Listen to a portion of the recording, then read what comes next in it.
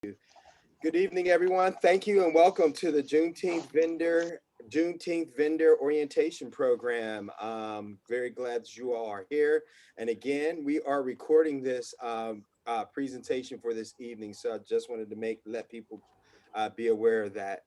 And hello, my name is Juan Garrett. I'm the Executive Director of Riverside Center for Innovation. And some of you know who Riverside is, but for those who don't, Riverside Innovation, we're located here on the North Shore, and we're a small business incubator. And we focus and target and work with entrepreneurs of color, women, veterans, LGBTQ, whatever the description is by the Commonwealth of Pennsylvania, defined as disadvantaged entrepreneurs.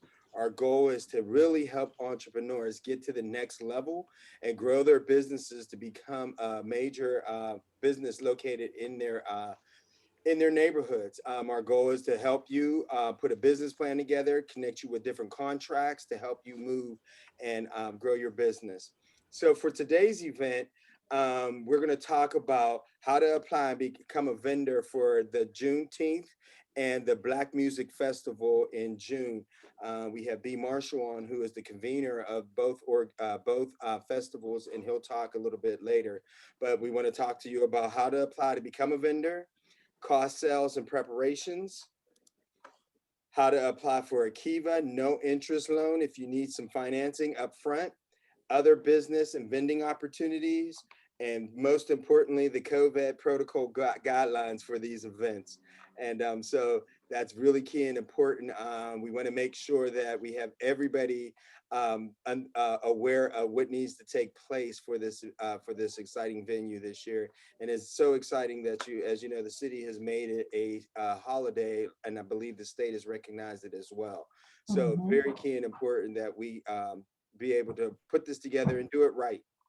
Um, so for tonight, we're going to talk about on the agenda here. You're going to see we're going to talk about the event description. Again, very key and important, the protocol guidelines, your requirements, open up for question and answer, Kiva interest-free microloans, and then URA businesses that are happening here. So, and just as a reminder, if you would please put your questions in the chat, I will be monitoring the chat for this event, and I'll be your moderator for this evening. So please feel free to put any questions you have in the chat, and I'll interrupt as people are speaking so that we could address your questions. I see there's a question in there from Terrell. Will we receive a copy of the recording afterwards? I believe the recording will probably be hosted on the Riverside Center for Innovation's website, and we might be able to share that with B. Marshall as well, but it will be located on our website, and our website address is www.riversidecenterforinnovation.com. And you can see here on the screen that's being shared a little bit more about Riverside Center for Innovation. We, again, run the Diversity Business Resource Center. You have access to free classes, free services, networking. We just ask you to please register if you're not already a member. And that registration, which is live also on the presentation as well, is dbrcpittsburgh.org. When you get to that screen, click join. Very exciting. We help you with your business plan. Our signature business plan entrepreneurial training program was called BizFit. We've had, I don't know, I'm going to make up a number, at least 15 cohorts. And one of our cohort alumni came in a few weeks ago and said, you know, BizFit is making us millionaires out here. And I said, that's what I want to hear. Take you from zero, take you from your hustle to make you right, put all the necessary tools to help you get in place. For all of those who are working on food, I am going to do another shameless plug.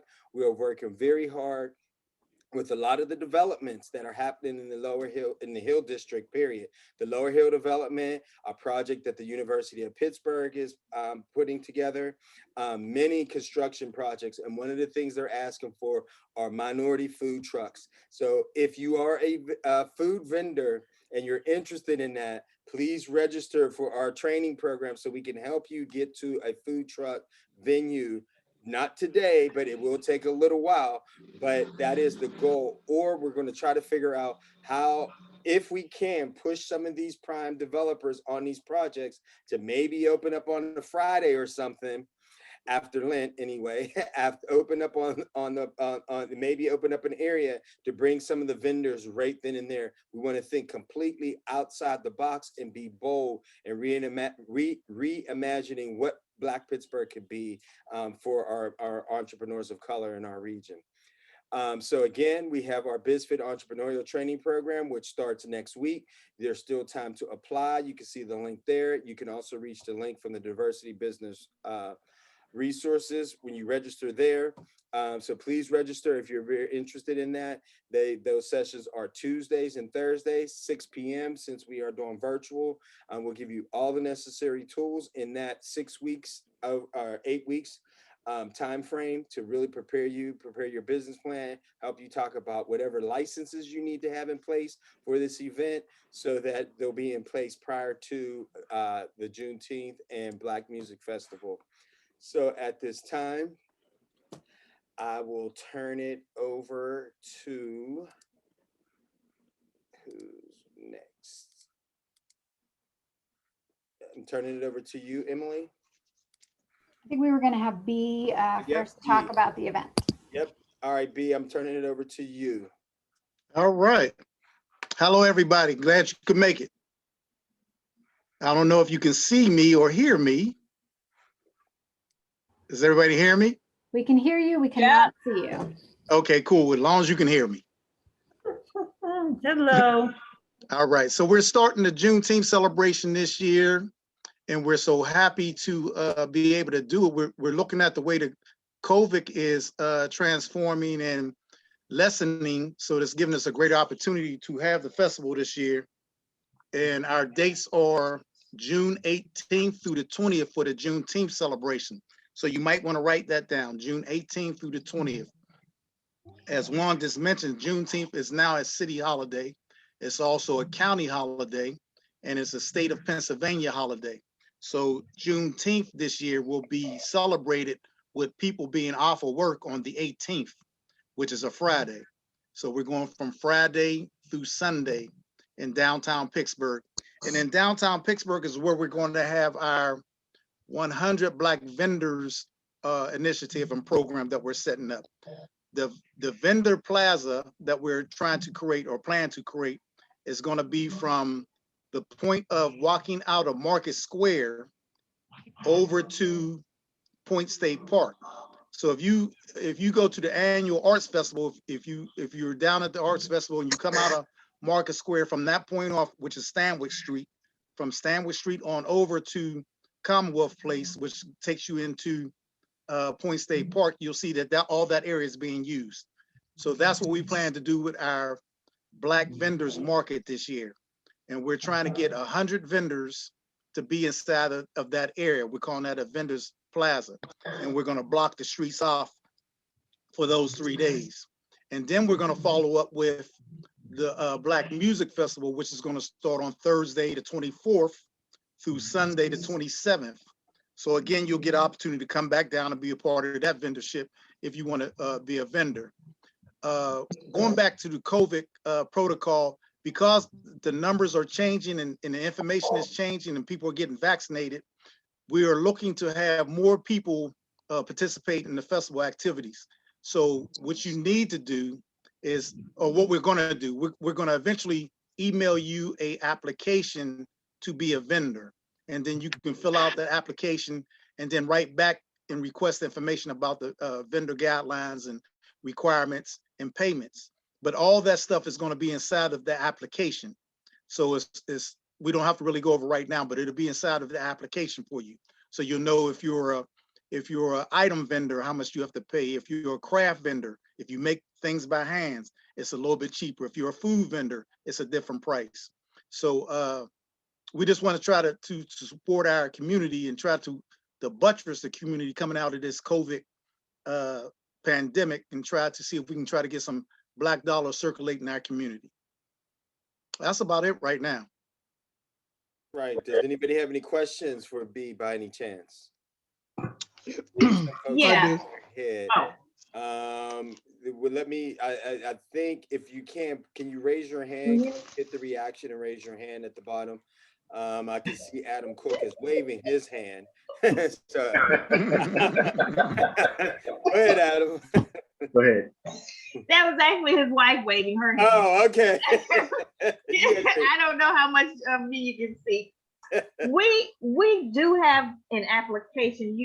You emailed us an application. Will the application be different, the one that he spoke of, or is it the one that we received already? Yeah, we're gonna change the application because of the restrictions loosening now. Okay. So I'm gonna send out a new application. Everybody have your email address right now. Everybody that's online, we're gonna send you a new application as soon as I get your email information, which they'll give to me shortly. Because of the restrictions that have loosened a little bit, and we're able, for example, they're talking about on April the 4th, they're going to allow indoor business to be up to 75% capacity. So that is a lot better for us. And that by the time you got that application, we might have been at 45% capacity. So things are getting a lot better for us as far as the festival goes. Do we need to, coming from Cleveland or Fairport or whatever, do we need to do a come out and do a fire? What do you call it? An inspection with the city or the county. So yeah, so if you're a food vendor, and this goes for everybody anywhere, you have to apply with the Allegheny County Health Department for a permit, a food permit. It's only $40, and you have to apply with them because they will be down to inspect to make sure that things are conducted properly. And I'm glad you raised that because all our food vendors, there's a requirement that you have to be either a food service person, a restaurant, a vendor, or have some type of license to sell food. We can't allow anyone just to sell food. So you have to be a food service person or have a license or restaurant or vending permit to sell food. Okay. Now, is Allegheny's Health Department on the app, or do we have to look that up ourselves? Yeah, I'll put the information on the application for everybody, for the food service people, so you can contact them directly. Okay, great. Thank you. Thank you for that. I got a couple questions in the chat that I'll try to go through those real quick, and I'll come back to live, asking people to go live. But Devon Clark asks, who will be the point of contact if of any information, or if there are more concerns? So with respect to the festivals, they can contact me. The information will be on the application. Thank you for that. And also, I got another question here from Joyce Hopkins. The vendor fees will be located on the application, correct? That's correct. All right. And do we receive the application for being on this meeting, or is there something we need to do?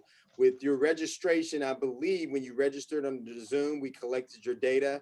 That information will then make sure that your email address was proper. We'll send that information back out to you in a separate email after this. If you have not received that, please reach out to us as well so we can make sure we get that to you. That's the deadline for the monies. So that's cool. That's a great question. Yep. So as we are seeing the restrictions loosen, we have extended the deadline. So the deadline for payment is going to be April the 30th. Okay. For your application fee. So we want to extend the deadline because we want to see if the numbers, percentage of who we can have and how many people we can have continue to go up. Okay. Now, if now would we be able to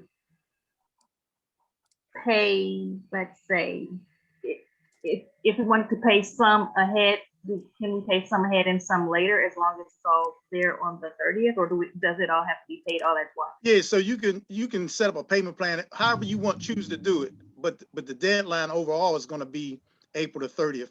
So you'll get the application the day or tomorrow, and then after you go through the application, you can make a determination if you want to do some partial payment or if you want to wait to the 30th. Okay, cool. Now, with that payment, are we just talking about for the very first event, the Juneteenth, or for all three? So each day has a separate amount. So for a craft vendor, it might be $50 a day. Mm-hmm. So that means that if you're paying for the Juneteenth celebration, then that's $150. Okay. For a craft vendor. Oh, wow. So what would it be for a food vendor? A food For the vendor, I think, is Juneteenth. 150 a day. Okay, yeah, okay. So we would just be paying up front for the Juneteenth first, and then when it's time for the It should music no, festival.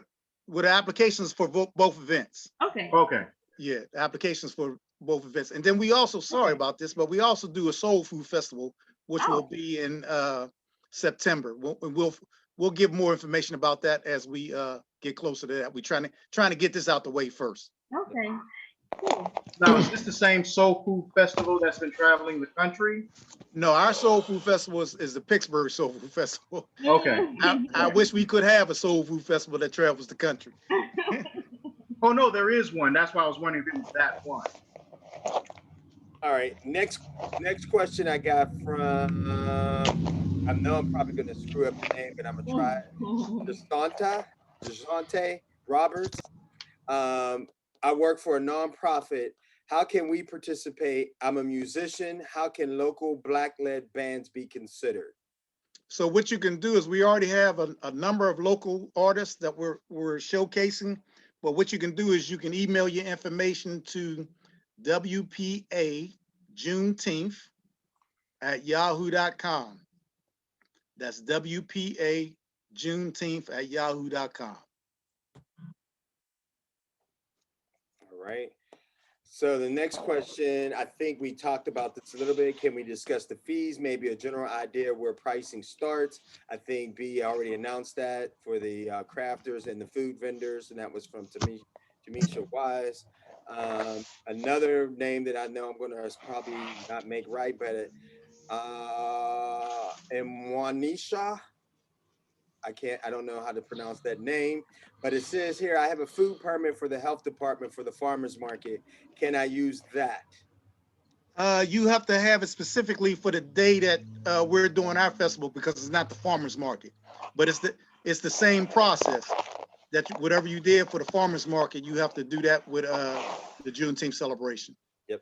And I found the website for the Allegheny Health Department. I put that in the chat as well for the link to the Allegheny Health Department. So if you're interested in that, there's that information in the chat as well.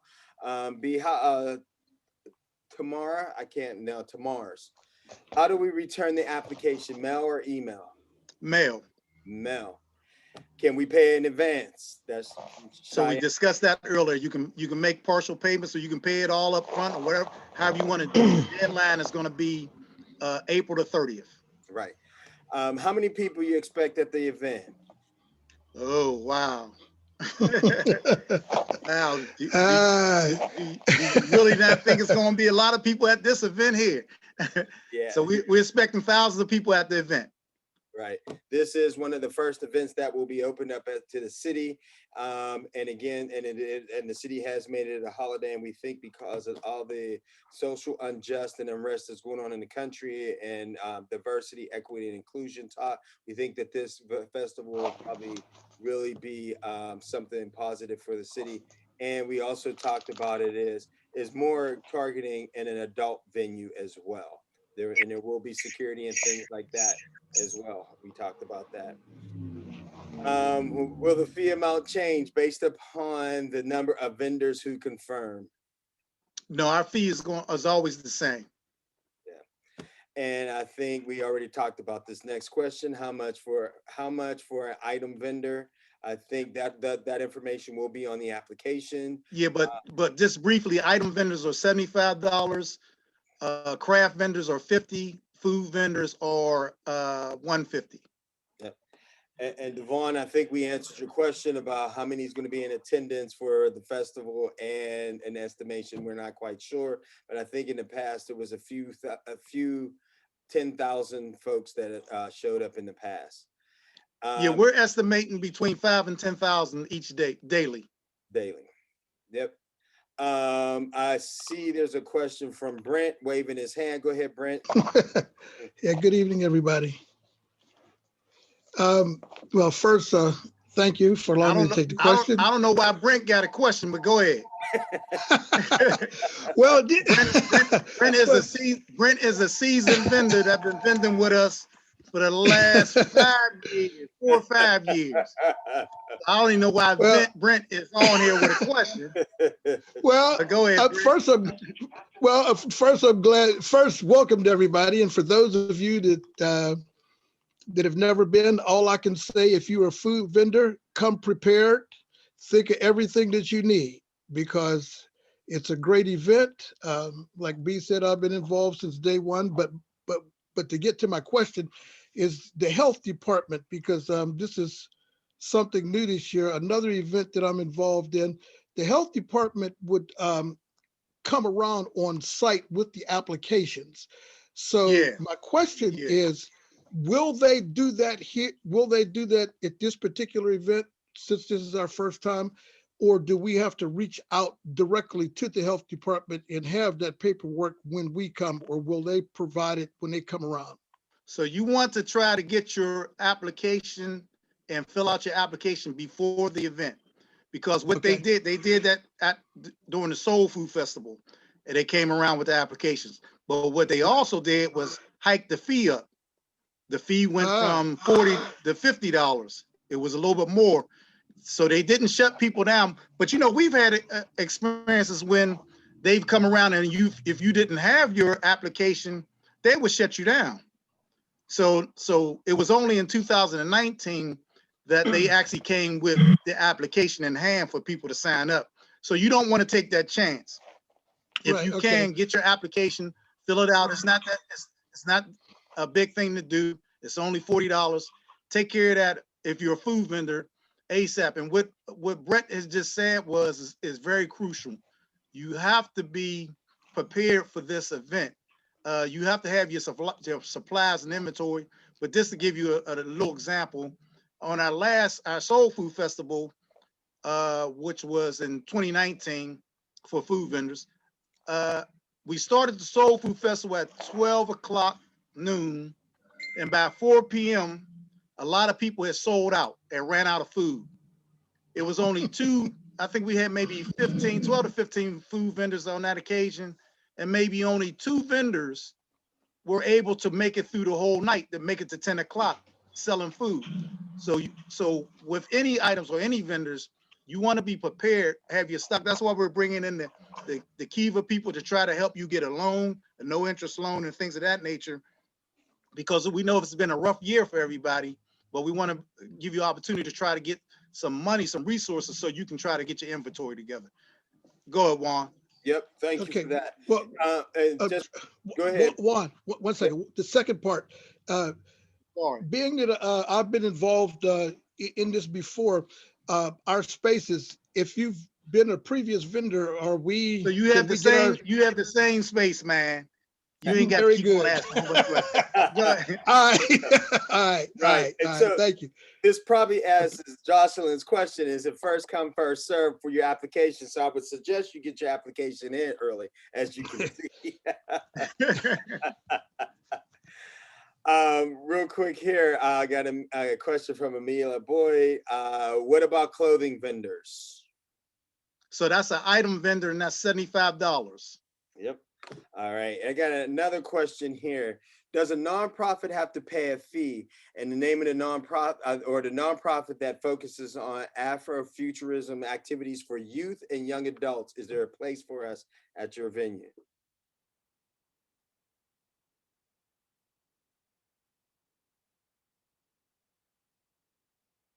B, did you freeze? B, you froze up. We're going to have to wait for him to jump back in. Can you give us any details on safety? Ms. Holly, what are you asking? What do you mean on safety? Food safety or safety in general of the event? B, you froze. Did you hear me? Nope, you froze up when you started talking. And it looks like you keep freezing. You might need to hang up and dial back in. You can also try turning off your video. Yeah, turn off your video. Makes it easier to get the signal through. Did you hear me? No, turn your video off again. We think that might be. Okay, here you go. Yeah, that might be the problem. So yeah, everybody has to pay a vendor fee. The space that we have downtown, we don't get it for free. So we need to pay for different things. So for nonprofits, it's going to be a $50 fee. Yep. All right. So there, you do have a space for that, and that was for just Jasante. Holly, can you get Holly, your details on safety, is that police safety or food safety? Or COVID safety. There's so Or many. COVID safety? There'll be protocols, and we'll talk a little bit more about safety, so we might be able to come back to that question a little bit later. Where to get the application? The application will be emailed out to you after this event, as long as you register through the Zoom link. How are payments being accepted? B, if you can hear me, how are payments being accepted? Cash app, I guess that might, Vermont or Venmo, Oh. and that's from Yeah, I Cheyenne. think he's unfortunately Venmo. left. Yep. We He lost him left out. entirely. I'll email him, let him know he could call in Yep. too, if he has Yep. to. And I think that this one, I'm gonna go back through. I mean, I did this last two events. They are wonderful. Thanks for that comment. You can pay your fee today, and if so, we'll find out how he's accepting those funds. Our item vendors, the same item vendors are the same as clothing. Hang your permit, and Sandra James said, hang your permit on your tent. You definitely want to do that, so when they come through, they can see those permits as well. How will the cleanup be? Will the city be provided? We have to ask that. How much space? I believe you need to bring your own generator if electricity is needed. I don't know if there's an electricity fee, or do you just bring your generator? We'll wait for B to get back in. Again, we're talking about payment method. We'll figure that out. Craft distillery, I will have to ask about that. Police safety, that was what it was. Okay. B, are you back yet? Not yet. He's in the waiting room, so hopefully he'll be in soon. Juan, Yep. while B is trying to get back in, being that I participated in this event, a couple of the questions that you're asking, I can answer. And one would be on the electricity. And I would say yes, that if you need electricity and you have a generator, by all means to bring it. And that is because depending on where you are set up, if anybody that's in this group that's familiar with the area in front of the hotel, there is electricity there, but because, and it's underground and they run lines out to where you can plug into it, but because, of the amount of vendors, um, the type of equipment that people, that would be plugging in, it puts a heavy draw on their electrical system, and they had a lot of trouble with breakers kicking out. I know that I brought my own generator as a standby, and the last time I did have to use it, even though the line ran right in front of our booth. Again, that same particular area, if you would have need of water, they have, and this is again in front of the hotel area, there is water hookups to where there's a water hose to where you can get water if you need it. So if you're set up away from that area, you have to make the adjustment. That's why I made the statement, if you're a food vendor, bring whatever it is that you need and whatever you can think of where, if you're a mobile kitchen, bring it. Yep. You, Thank you, you. you, you can't, you can't go wrong. All right. Thank you. I see B got back. Hey, B, there's a few questions. How's payments being accepted for this? Cash App, Venmo. You're muted.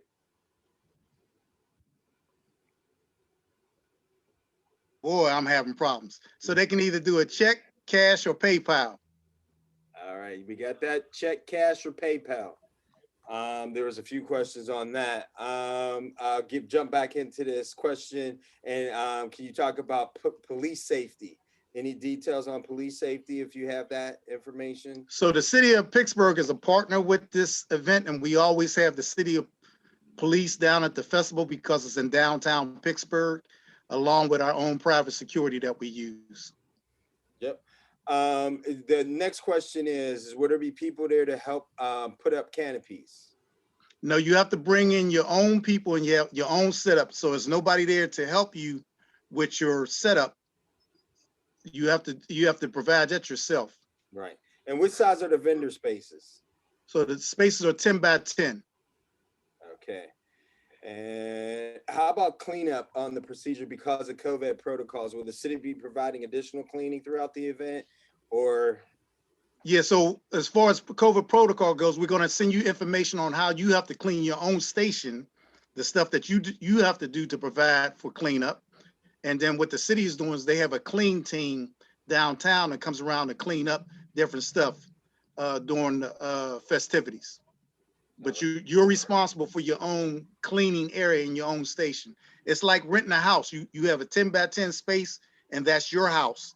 So you're required to have cleaning materials for that area. All right. Here's a question, Diane Turner. I'm a craft distillery. Can we vend? So the only restrictions that we have on the Juneteenth celebration is no alcohol, no drug paraphernalia or drug stuff, and that's it. Alcohols and drugs, and nothing that's not family friendly. So nothing geared towards like sexual activity or sex toys and stuff of that nature. Yeah, that's not this type of event. We are not. It's not this type of event. That's right. How many days is the event? So the first event again is June 18th through the 20th. That's the Juneteenth celebrations, and the Black Music Festival starts on Thursday the 24th through Sunday the 27th. And what if it's unexpectedly cancellation? Is there a refund? No, there's no refunds. And we don't cancel unexpectedly. Like if we don't start to have the event, but once the event is started, there's no refunds. So this is, you have to prepare for whatever the weather's going to be in Pittsburgh. And that's the way we plan out this event. So all the artists that we contracted with, all the stuff that we pay for, we can't get a refund for that. All right. Ride or die. Ride or die. Ride or die. That's right. Sandra, you made a great comment. Bring your own everything. You must hand weigh stations, soap, towels, everything. Exactly. Everything. All that information is going to be, the requirements is going to be in the application. So all that is listed in our COVID guidelines that we have. Yep. Are the vendors permitted to pick their spaces? No, we're going to assign you to a space. Yep. All right. And then what's the PayPal? The PayPal will be listed on the application? Yes, the PayPal's listed on the application. All right. Is there any restrictions with the 10 by 10 tent? Or you have a 10 by 10 space, and if you want to pay for more space, then you pay for more space. Some people like Brett he will do 10 by 20. So he pays for a little bit more space. All right, so I think this is going to answer your question, Adam. Our trailer is 8 by 12. Would that be an issue as a food vendor? So we have a segment for trailers and for other vehicles like that. Right, and sugar, it looks like sugar and butter. The opportunity for a special price for 10 by 20. I think you just answered that, B. Right. And I think the question was answered by the 10 by 10. Okay. Also, what about soda? And is that restricted? So there's a no selling drinks restriction. So you can't sell drinks. We're a nonprofit, and we're trying to sell the drinks ourselves. There you go. But that doesn't have to do with tea. We got a lot of tea and vendors that we have, or frozen drinks, things of that nature. All right. And then here's a question here: Will the Black Music Festival be at the Point or Mellon Park? Everything's going to be downtown. So that's at the Point area, down in the triangle. Yep. Right. Will vendors be grouped by type? Yeah. So yes, we're gonna group vendors by type because we have different areas that we have for different vendors. All right. And I think, Amelia, that answers your question too. Does the assigned space based upon the type of vendor? I think that's the same type of question right there. What time does the event start and end?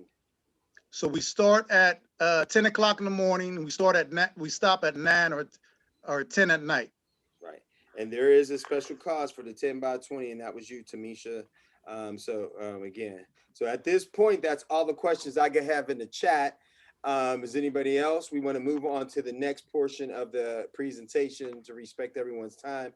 I'll turn it over to Emily, who works with RCI and is our Kiva Pittsburgh director. Okay, Juan, great, one last thanks. quick question. Sure, go ahead. What's the earliest time that we can get in for setup? We're going to determine that once because the setup date might change. So as we get closer, we'll give out that information. Okay, thanks. All right, and I think, Devon, your question is getting ready to be answered right in this presentation right next. Real quick, I'm sorry, Emily. Hi, this is Devon. We talked about the setup time. I want to make sure that I'm correct on this. The setup times. I just lost train of thought. That's all right. So what we might end up doing is we might end up starting the setup on Thursday evening, Okay. the 17th, because the 18th is the day off. So some people can come in like Thursday evening to start setting up.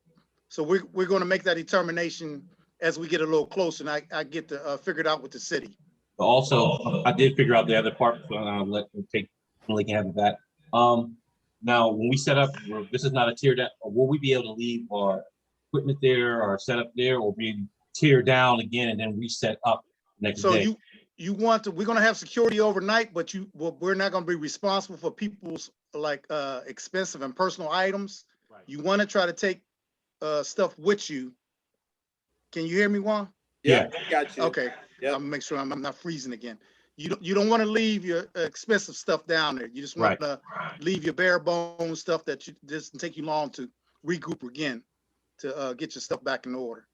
So tent setups will be. Oh, that stays. Yeah, the tents and all that stuff stays down there. Right. All right. Tents, tables, chairs. Okay. Thank you. And Deborah, I think the question is that can I vent for the weekend? This is a weekend event. Yeah, this is a weekend event, Friday through Sunday. Yep. And do you have to be a resident of Pittsburgh? No. No, you do not. I was going to answer that, but you do not have to be a resident of Pittsburgh. Adam and his wife and them are coming all the way from somewhere in Ohio, it sounds like to me. Yeah, we have a lot of people that come in and vent from different parts of the country. Yep. And most likely you can leave your tent. And I think B answered that question. Somebody's asking, do you take your tent with you? I mean, you can't. No, you leave your tent. Leave it. Right. You better make sure it's secure though before you do anything with it.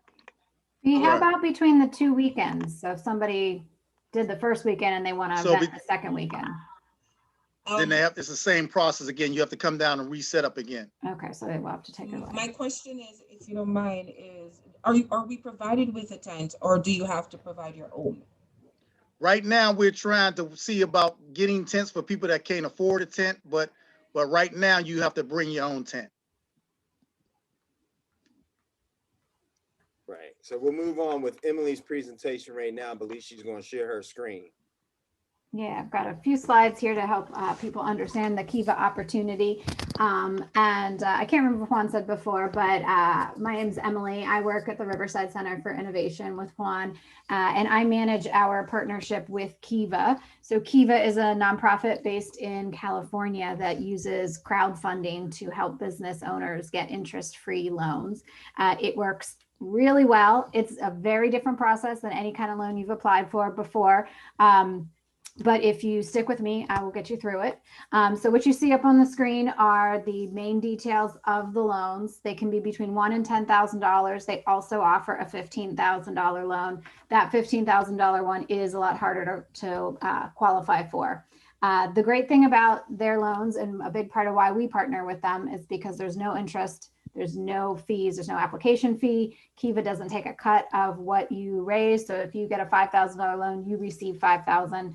None of that goes to Kiva. They're a nonprofit organization and they fundraise in different ways to cover their expenses.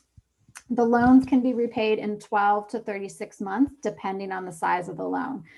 So just to give you a ballpark, the $1,000 loan repaid over 12 months is about $83 a month. The $10,000 loan repaid over 36 months is $278 a month. And I'm rounding, but it's about that. So the cost of them is anywhere in between those. They're all repaid in monthly installments. You can definitely pay early. So if you get a Kiva loan in order to help you cover your expenses for the event, and the event makes you tons of money and you want to just repay the Kiva loan when it's over and not have to worry about that monthly payment, you're more than welcome to do so. There is a 3-month grace period before the, well, it's optional, but most people opt for it before the payments begin. So you would get the loan, say you get it on the 10th of April, then there's no payment May, June, July, and your first payment would be due the 10th of August, and it'll be on the 10th after that. It can be used for most types of business expenses. It can be used for working capital, inventory, definitely, anything displays, anything related to this event should not be a problem. The only things you really can't use it for are to repay existing debt that you already have and vehicles on a case-by-case basis. So these are the minimum requirements for a Kiva loan. And the no minimums are another big reason that we partner with Kiva and promote these loans. So there's no minimum time in business. So if you are just getting started, you can still get a Kiva loan. You will have to have some kind of government documentation to verify that this is a legitimate business. However, you do not have to have a particular amount of revenue, particular credit score, or collateral. They do have some requirements, and one of them, and this is really kind of relates to the crowdfunding part, which I'll show you that in a second, but you will have to get some people from your network to lend to you. So this is kind of how Kiva determines your credit score. Are your friends and family supportive of you and your business? Are they willing to each lend you $25?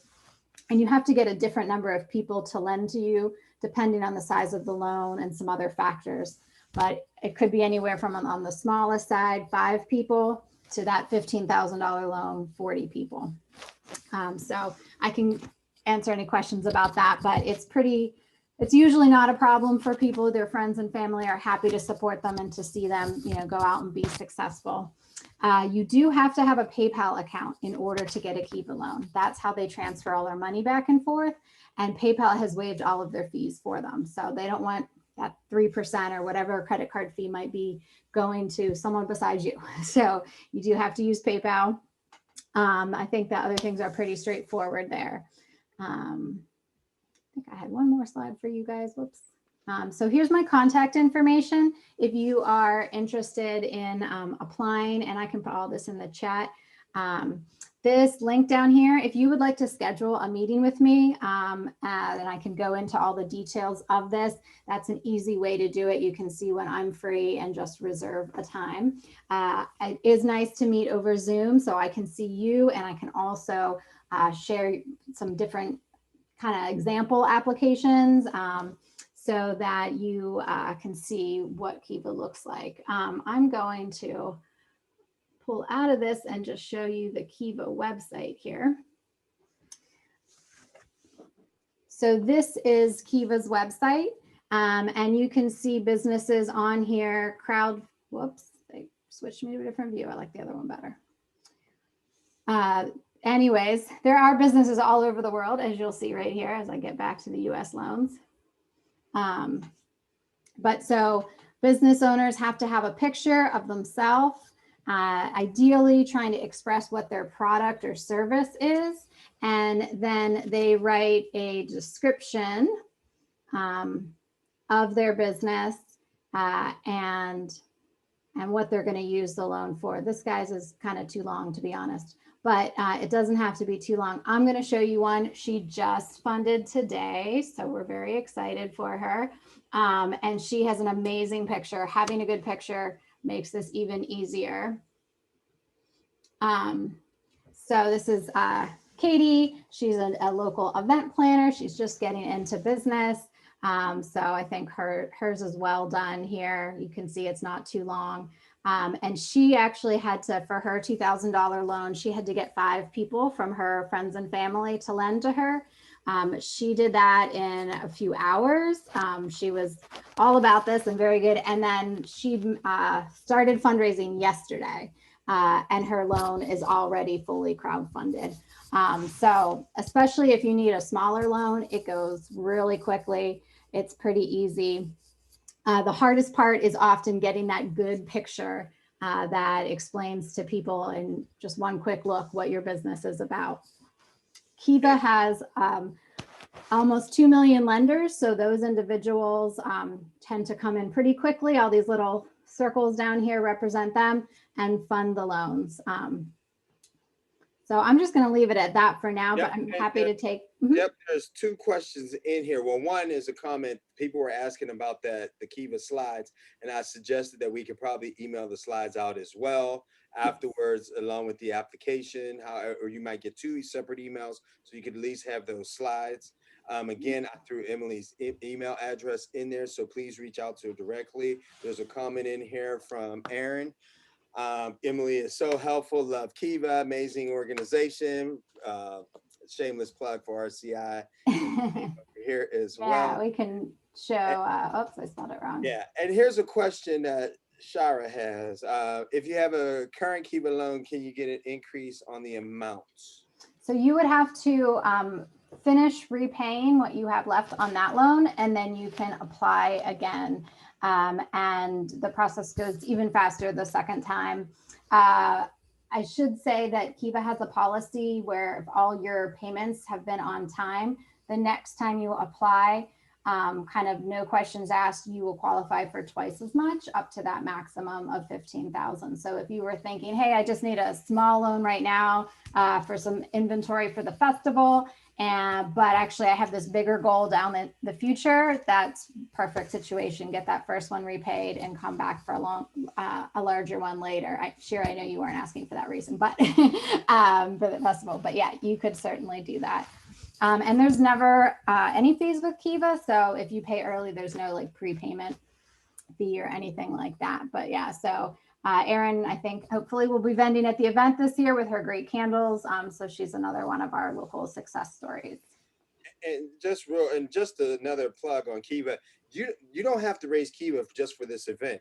If you need pieces of equipment today to keep your business moving forward, go out and try to get a Kiva loan and some of the other things that some other loans. We try to help match your loans with other potential loans here as we gear up. I think Pierce is still here. So he's going to be our next presenter. That was all. Wait, I see a question that just came in for Emily. Does the loan get added to your credit report? It does not get added to your personal credit report. Kiva is in the process of working out an arrangement to report on business credit. And so you can opt into that. Yep. And there's maybe two more questions here. So the loan is based on the amount of people. So Kiva looks at your application. One thing that they take into consideration is your debt to income ratio. They want to make sure there's still room in your monthly budget to make the payment on the loan. But besides that, they're actually more so looking at best practices for a business when they're determining how much they'll approve you for. So things like, having your name registered with the state, having social media, having a business bank account. We at Riverside are what's called a Kiva trustee. So if you have a relationship with us and we vouch for you, that actually helps as well. So if you're on this call because you've been going through our programs, we should talk about that as well. And if you haven't been going through our programs, you should, and then that will help with your Kiva loan down the road. That's right. We have some special programs for those who are already clients of our BizFit training program. Here's a question from Charmaine AC. Is the Kiva loan for PA residents only? Kiva is, they're international. The program that I described today is for the United States, and it's all but 4 states. And I don't remember what they all are, those other 4 are, but they are none that touch Pennsylvania. I think it's like Vermont and New Mexico. They're far away. So pretty much yes. If you are outside of Western Pennsylvania, When you apply, so if you are in our region, when you apply, I see your application come in, I can reach out to you and give you tips on it. And kind of help guide you through the process. If you're outside our region, I will not see your application, but I'd be happy to answer any questions or give you feedback in advance of submitting an application. I just won't be able to see it in their system. So make sure you contact me if you're not in Western Pennsylvania. Yep. All right, well, thank you. As we gear up for Pierce to come on from the Urban Redevelopment Authority, I got two questions while guest B is here. One of the questions for you, B, is, right here, is the price the same for both events? Yes, all the vendor prices is consistent for this event and the Soul Food Festival. All right. There's a last question here, and I think you can answer this. How did they handle waste such as gray tank waste from food trucks? Great waste from food trucks. Yeah, the question was actually geared towards Brent, but if he's able to answer, Yeah, you're responsible for your own waste. You have to take your own stuff with you. No, the question is like water. Food trucks have tanks on them that hold so much water, and then we have to remove that water. Is there a way to dispose of that? I'll check into that. Okay, thank you. all right. Okay, so there is those portions of the question. I'd like to turn it over to Pierce Robinson, one of RCI's another esteemed colleagues that we work with and great partner with the Urban Redevelopment Authority. Talk about a couple of things that the URA is doing, some amazing things in our region. Pierce. Thanks for the intro, Juan. Can everyone hear me okay? Yeah.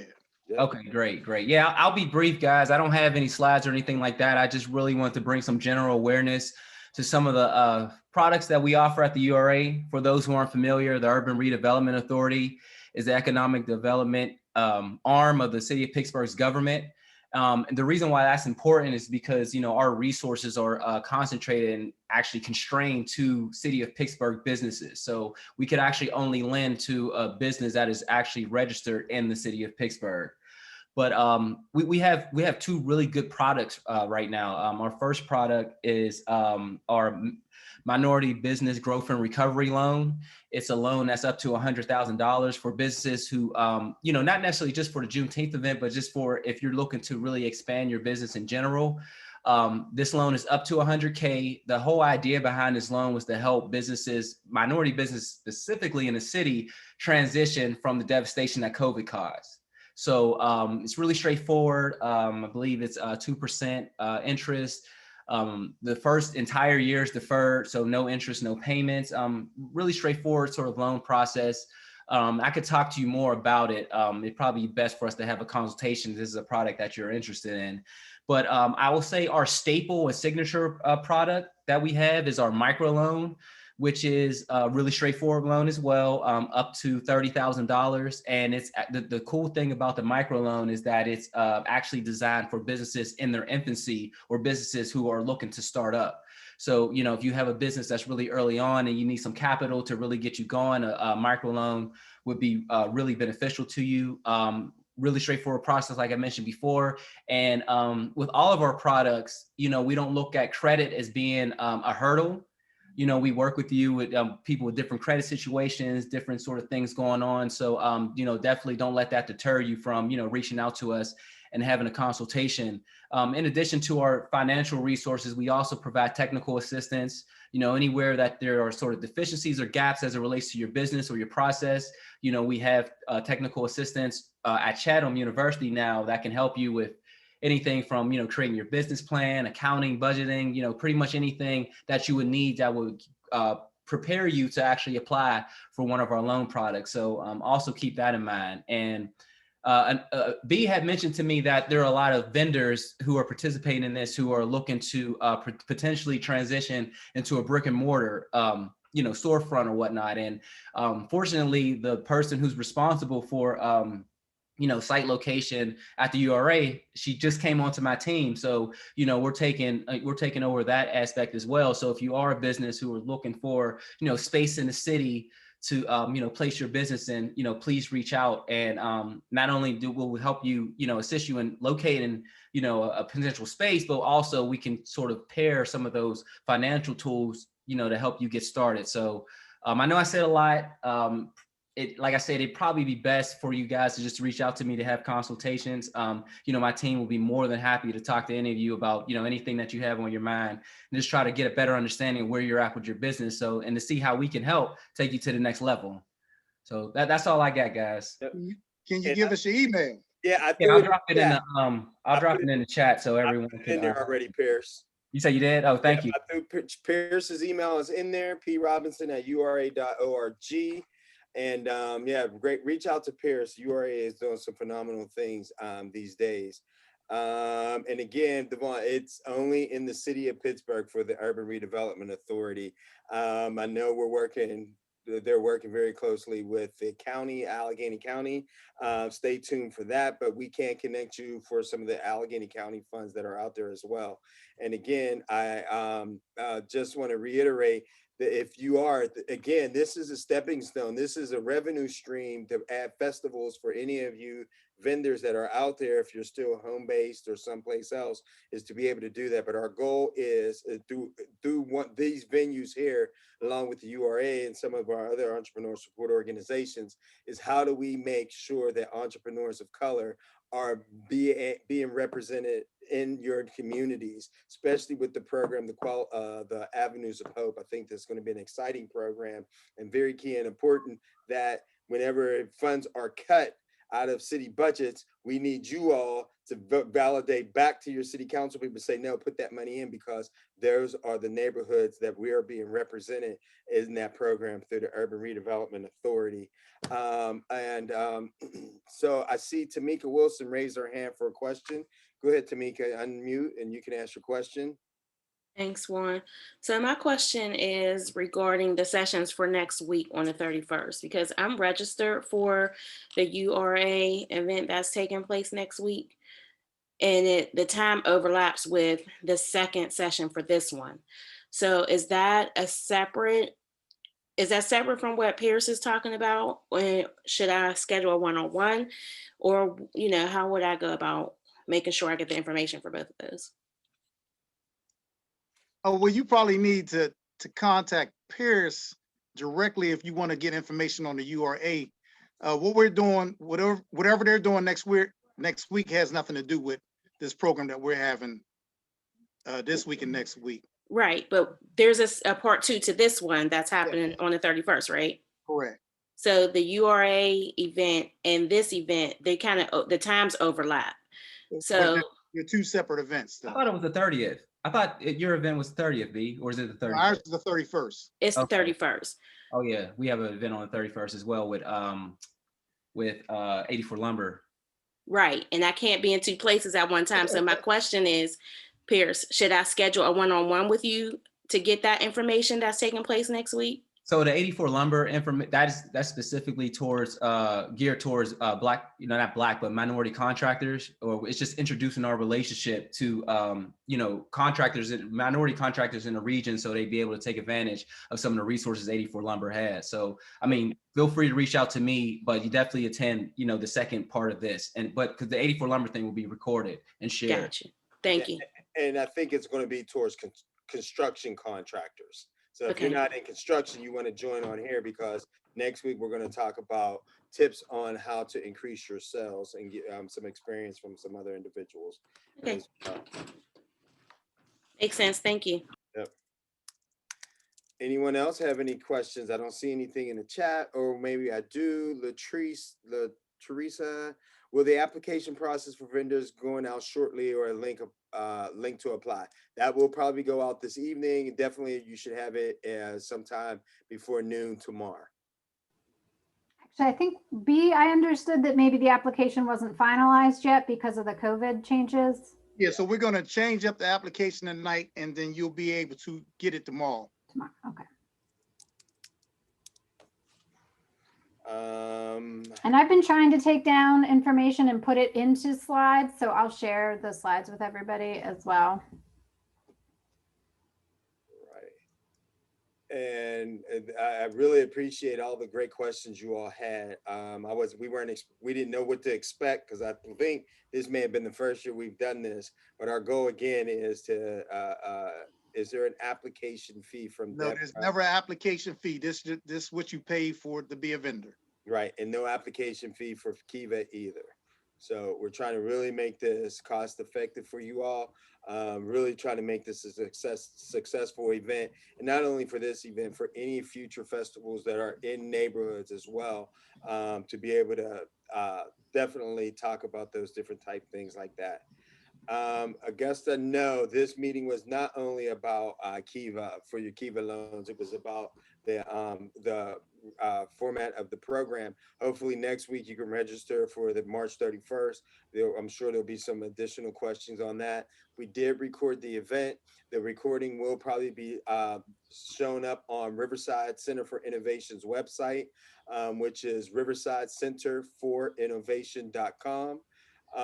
And we have your information in here, and the slides will be shared also as well. Does anyone else have any questions? Really appreciate this. Was a great conversation. Hope that we can get you all definitely register, make this a successful event. Parking, there's a question on parking. Yeah, we're going to go over that next week. Yep. So logistics will be talked about next week as well, and a quick refresh on the event, and also some insight from some of the past vendors to give you tips on to what you need to do to help sell those products. Not only for that event, it's probably, these are going to be great tips for you to be able to sell your products wherever you're located as well. And I just got a comment. Is that Miss Shira? You up there showing something on there on your screen right now? Because I need some work done on some clothes. I'm getting ready. I'm getting ready to be the vendor. That's right. That's I'm right. getting ready.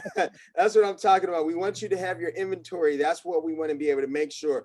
All your inventory. You heard Mr. Robertson say, have your things. Our goal is to make sure you have all your things in advance, to have the funding in place now, to have everything there, because once you're in, you don't want to get up and leave.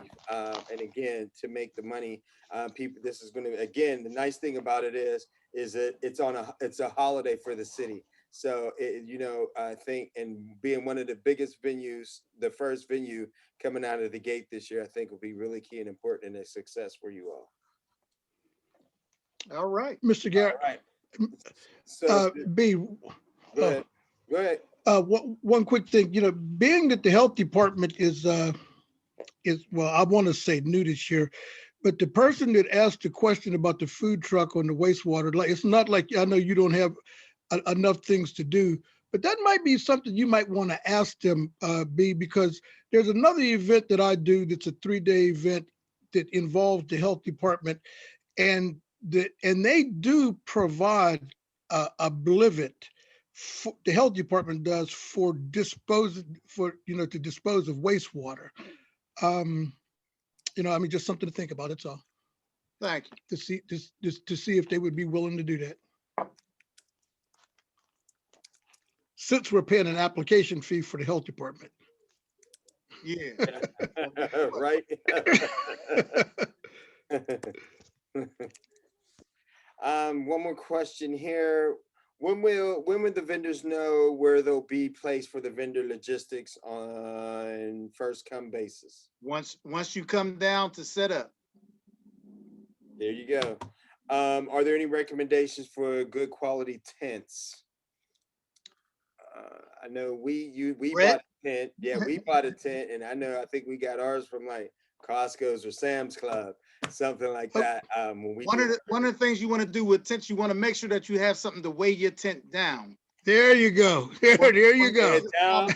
One of the biggest problems we had a couple years ago was wind and gust of wind. So you got to make sure that you have some sand weights or some other type of weight to hold your tent down on the ground.